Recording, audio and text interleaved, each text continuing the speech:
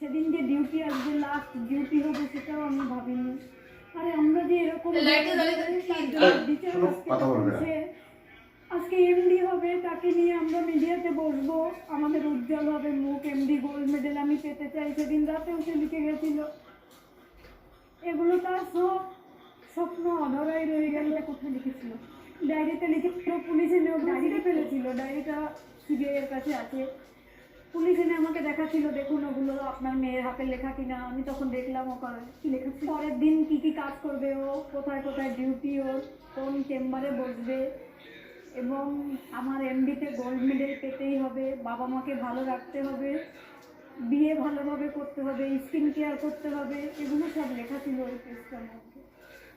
তার সব স্বপ্নই অধরা, সে শুধু বাবা মাকে দিয়েই গেছে, নিয়ে যায়নি কিছু। এই কান্নাগুলো কোনো উত্তর থাকে না, শুধুমাত্র অভয়ের মা একটাই আবেদন করেছে, সে আবেদন জানিয়েছে, তিনি বলেছেন যে আপনারা কেউ ধৈর্য হারাবেন না, আমাদের লড়াই জারি থাকবে, আপনারা